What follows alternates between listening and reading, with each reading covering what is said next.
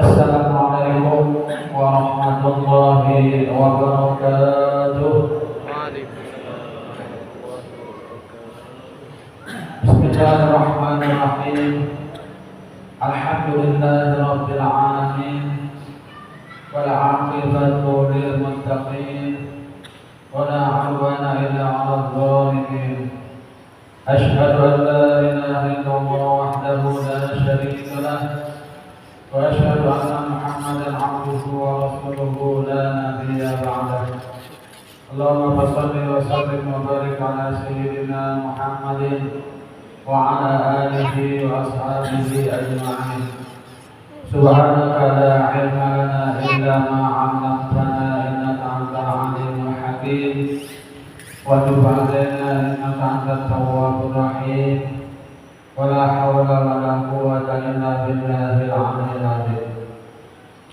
رب اشرح لي صدري ويسر لي أمري واحلل عقدة من لساني يفقهوا قولي. أما بعد. Hadirin jamaah salat maghrib Masjid Al-Jihad yang dimuliakan Allah.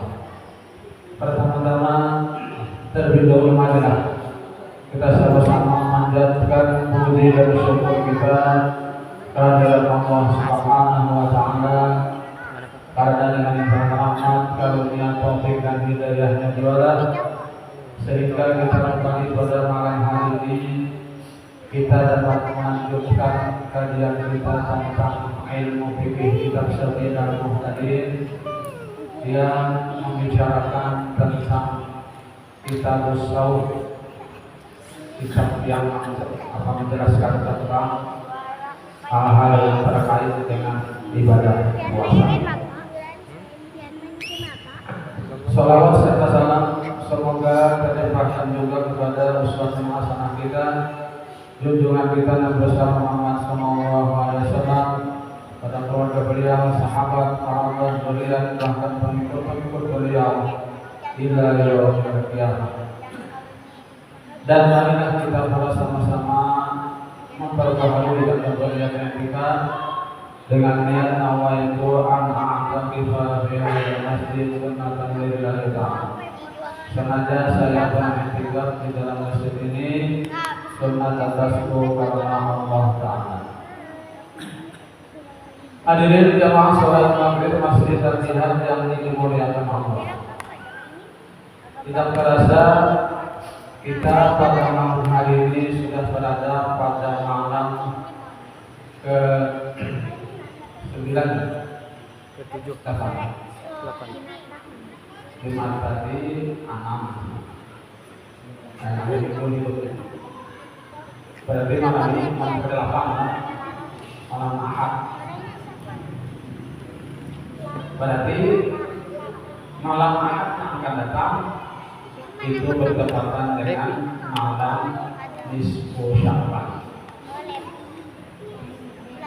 Nah, sebenarnya malam itu nanti kita dianjurkan untuk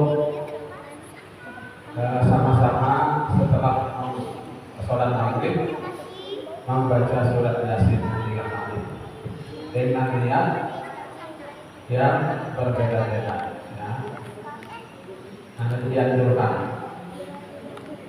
Kenapa? Karena pada malam hari itu, malam nisfu Sya'ban itu adalah malam penutupan buku dan pembukaan, malam penutupan dan malam pembukaan catatan setiap tahun.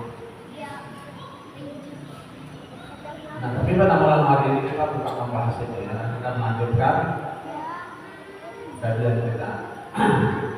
Qala al-mu'allif rahimahullahu ta'ala wa nafa'ana bihi wa bi'ulumihi fid dharain amin.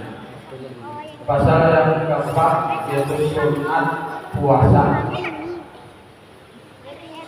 Sunat bagi orang yang berpuasa makan sahur, karena diterangkan di dalam hadis yang berbunyi tasahharu fa inna fi sahuri barakatan, yang artinya bersahurlah kamu karena di dalam sahur itu barokah. Nah, jadi kita disuruh untuk bersahur. Tapi hukumnya sunat ya, sahur itu bukan wajib, bukan rukun puasa, tapi sunat puasa. Hadis riwayat Bukhari dan Muslim dari Anas bin Malik. Namun kada bersahur ada apa? Langsung puasa aja esok, jangan asal berniat. Niat puasa. Jadi niat puasanya itu di malam hari.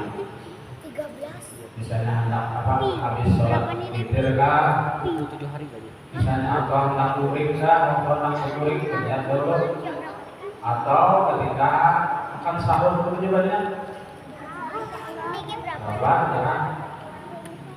Yang penting berniat. Jangan ada berniat malam. Kenapa? Karena kalau kita ada berniat malam, misalnya kita ada berniat malam, hendak berniat waktu sahur aja, mesti ya. Apa namanya? Kalau tergabung sahur, di pojok-pojok kamu, nah, ya. Ada orang kita berniat, ada saatnya kita. Makanya harus malam hari. Nah, pentingnya berniat dulu, jadi kamu sudah berniat, biar kalau bersahur langsung puasa itu salahnya. Cuman kalau bersahur itu ada berkah di situ, ya kan?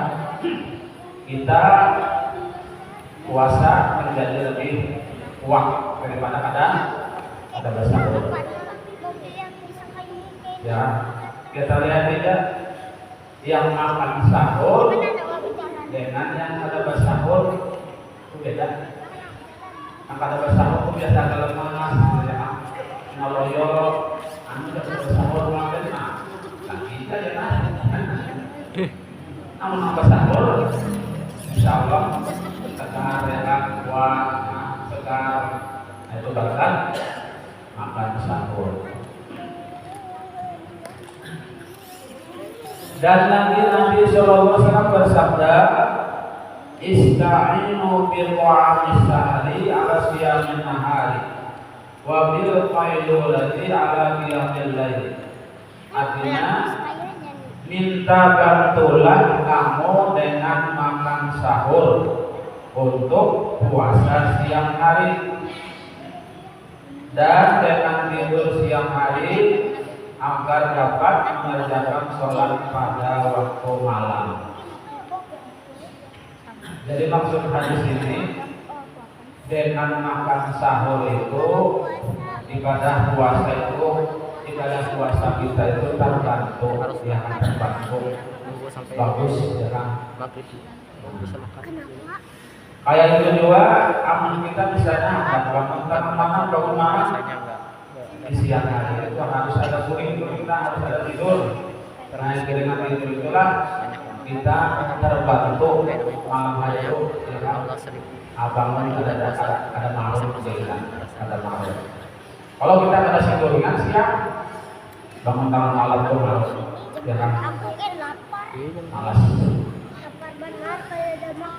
Hadis riwayat Ibnu Majah, Hakim, Tabrani dan Baihaqi dari Ibnu Abbas. Waktu makan sahur apabila sudah masuk tengah malam. Waktu makan sahur apabila sudah masuk tengah malam dan diperoleh pahala sahur dan diperoleh pahala sunat sahur dengan makan banyak atau sedikit, ya, dan minum air sekalipun hanya seteguk. Nah, jadi waktu sahur itu setelah tengah malam lewat jam 12. Nah, itu dikatakan sahur. Kalau masih jam 11 makan apa jadi sahur? Belum lagi pada sahur. Belum dikatakan sahur karena belum lewat tengah malam. Kalau sudah jam 12 lewat, itu dikatakan makan sahur.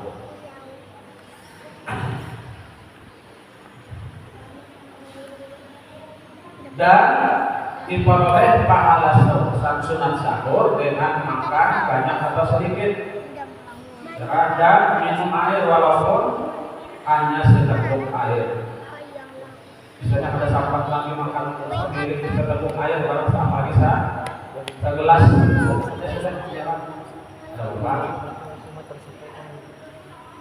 Karena Nabi SAW bersabda, tasahharu walau bi jur'ati ma'in. Artinya bersahurlah kamu dan kalau dengan air seteguk sekalipun. Ini suruhan Nabi yang jangan Anda bersahur walaupun yang kami hanya dengan seteguk air. Hadis riwayat Ibnu Hibban dan Abu Ya'la dari Anas bin Malik. Yang terafdal makan sahur itu dengan kurma. Yang terafdal makanan sahur itu dengan kurma. Karena diterangkan di dalam hadis, ni'ma sahuril mu'mini at-tamru. Artinya sebaik-baik makanan sahur orang yang beriman itu adalah kurma. Nah, itu ini paling baik makanan sahur kurma saja. Agar Nabi. Hadis riwayat Abu Nu'aim dari Jahir. Dan sunat melambatkan sahur karena juga diterangkan la yazalun nasu bi khairin ma'ajjalul futur wa akhirus sahur.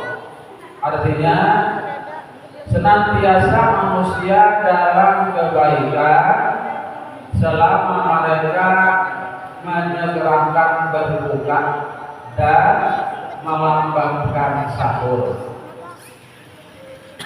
Senantiasa manusia dalam kebaikan selama mereka menyegerakan berbuka. Artinya menyegerakan berbuka di sini apabila sudah sampai waktu buka puasa, lah kasih berbuka. Jangan kena dulu. Nah, itu malam kameranya. Dan melambatkan sahur. Arti lambat sahur ini Bapak imsak coba sahur ya. Jangan sungsung menambah sahur. Jam 12 lewat sedikit ke sahur sudah. Lain dalam sahurnya para imsak. Ya kan? Pas makan tuh misalnya yang merokok tuh ya kan. Habis 9 rokok sudah selesai. Bagian merokok ya kan. Pas makan tuh berapa saat 9 selesai imsak masuk waktu. Jangan terlalu sungsung ke sahur ya. Hadis riwayat Ahmad dari Sahal bin Sa'ad. Dan lagi diterangkan dalam hadis yang sahih bahwa para sahabat berkata, tasahharna ma'a Rasulillah sallallahu alaihi wasallam, tsumma qumna ila sholati wa kana qadru ma bainahuma 50 ayat. Artinya kami makan sahur bersama dengan Rasulullah SAW dan sahabatnya, sahabat Nabi. Kemudian kami bersolat subuh dan jarak antara sahur dan sholat subuh sekitar dapat dibaca 50 ayat. Nah, ya kan? Jaraknya antara makan sahur tadi dengan sholat subuh sekitar 50 ayat. subuh berarti dekat dengan subuh. Artinya para sudah imsak di yang bagus bersahur. Hadis riwayat Baihaqi dari Anas bin Malik. Hadis ini menerangkan waktu yang sunat dan makan waktu yang sunat dan akan mendapatkan pahala sunat dengan melakukan sahur. Hikmah melakukan sahur agar tubuh kita kuat dalam melaksanakan ibadah dan agar membedakan puasa orang Islam dengan puasa orang Yahudi dan Nasrani. Ya. Dan melambatkan sahur disunatkan selama belum sampai ke waktu yang diragukan terbit fajar besok hilal. Kalau timbul keraguan tentang terbit fajar, tidak sunat lagi melambatkan sahur. Bahkan yang lebih utama mempercepat sahur, karena Nabi SAW bersabda, "Dak ma yuribuka ila ma la yuribuka." Yang artinya tinggalkan apa yang meragukan kepada yang tidak meragukan. Hadis riwayat Ahmad dari Anas bin Malik. Sunat menyerahkan berbuka apabila telah yakin matahari telah terbenam. Ini sunat menyerahkan berbuka apabila sudah matahari terbenam, segera berbuka. Dan sunat mendahulukan berbuka dari sholat maghrib. Sunat mendahulukan berbuka dari sholat maghrib, karena disebutkan di dalam hadis yang sahih bahwa Nabi SAW tidak pernah mengerjakan sholat maghrib terkecuali sesudah dibawakan kurma dan air, maka beliau berbuka dengannya. Jadi berbuka dulu ya, jangan langsung, jangan kena ada dulu buka sembahyang, jangan. Berbuka dahulu hanya sholat maghrib. Nabi SAW bersabda, "La tazalu ummati bi khairin ma'ajjalul iftar." Artinya umatku selamanya dalam keadaan baik selama mereka menyegerakan berbuka. Hadis riwayat Ahmad dari Abu Dzar Al-Ghifari. Tetapi kalau belum yakin matahari tenggelam, umpamanya belum yakin dalam ijtihadnya tentang tenggelam matahari, tidaklah sunat menyegerakan berbuka, bahkan haram menyegerakan berbuka atau pada saat timbul keraguan tentang tenggelamnya matahari. Jadi yakin dulu yang waktu maghrib itu sudah tiba, ya kan, waktu berbuka itu sudah tiba, hanya kita segera berbuka.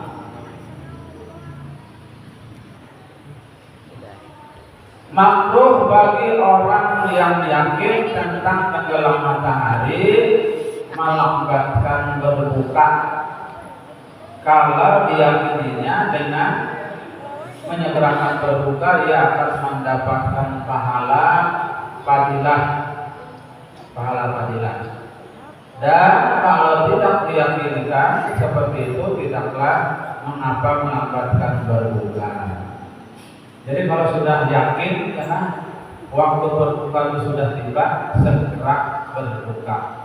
Tapi kalau pada yakin lagi, ya kan ragu-ragu sudah. Apa bukannya? Kadang-kadang ada di masjid, enak dulu ya kan? Ragu-ragu lagi, enak dulu. Sudah jelas bujur, berbuka. Berbuka. Jadi kalau pada berbuka, ragu-ragu lagi, makruh hukumnya. Belum jelas, belum kedengaran lagi ya. Kakak ibarat kamu tuh ada sirene, ya kan? Sirene nada, jelas waktu berbuka. Sunat berbuka dengan buah kurma yang masak sekalipun dia berada di negeri Makkah.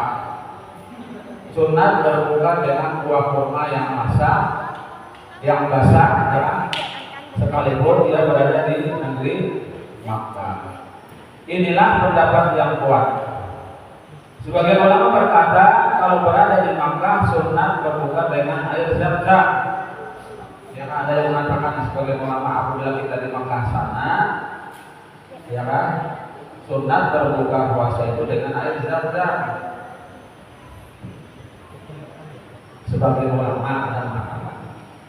Tapi kalau menurut kitab ini, ya kan, yang sunat berbuka itu dengan kurma yang basah, walaupun kita berada di kota Makkah.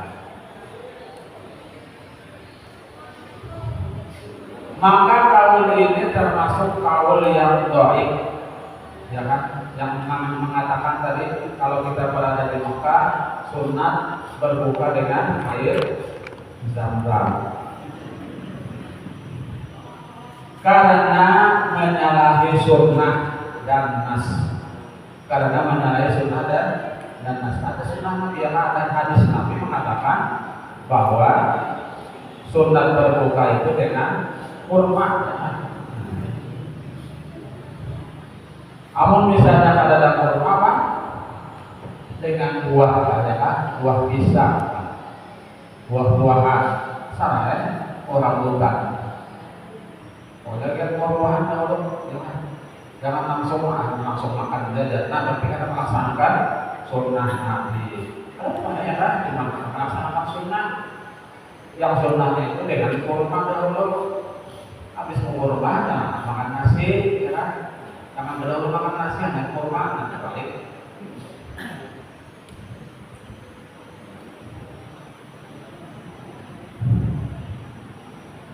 Kalau tidak ditemukan buah kurma basah, sunat berbuka dengan kurma kering. Sunat jumlah buah kurma yang dimakan 3 biji. Dan kalau tidak diperoleh kurma yang basah atau kurma yang kering, maka sunat berbuka dengan air. Kalau ada dalam buah-buahan, ya kan? Dengan air ya, dengan air putih.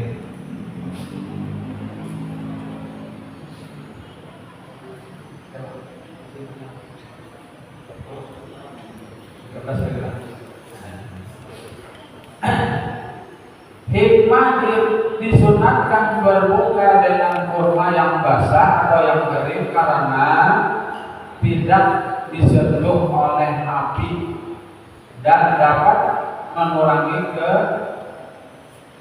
kekaburan mata yang disebabkan puasa. Nah, itu yang hikmahnya disunatkan berbuka dengan kurma tadi yang basah atau yang kering yang tidak disentuh oleh api dan dapat mengurangi kekaburan mata yang disebabkan puasa tadi. Karena kurma dapat mengeluarkan kotoran yang ada di dalam perut.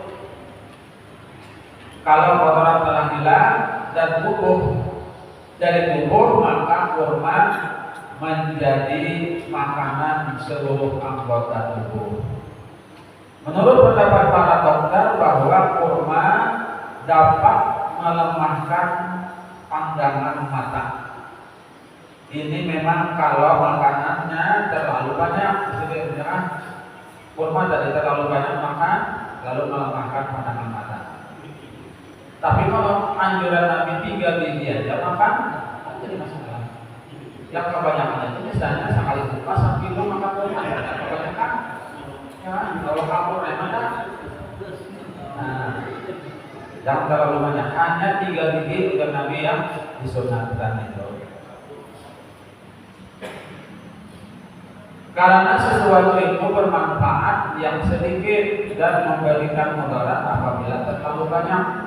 Apabila sedikit bermanfaat, kalau kebanyakan mudarat. Ya. Apa kali sampai sampai sini aja lah. Ya 10 menit lagi kita masuk ke sholat kita. Nah, mudah-mudahan Allah SWT mengampuni segala dosa-dosa kita, dosa orang kita, guru-guru kita, dan para muslimin dan muslimat. Mudah-mudahan Allah SWT mengabulkan segala hajat kita. kita, ada kaum muslimin baik satu juga akhirat, dan mudah-mudahan Allah Taala memberikan kita dalam keadaan husnul khatimah, husnul khatimah, husnul khatimah. Amin amin ya rabbal alamin. Subhanallah wa bihamdika asyhadu an la ilaha illa anta astaghfiruka wa atubu ilaik. Wassalamualaikum warahmatullahi wabarakatuh.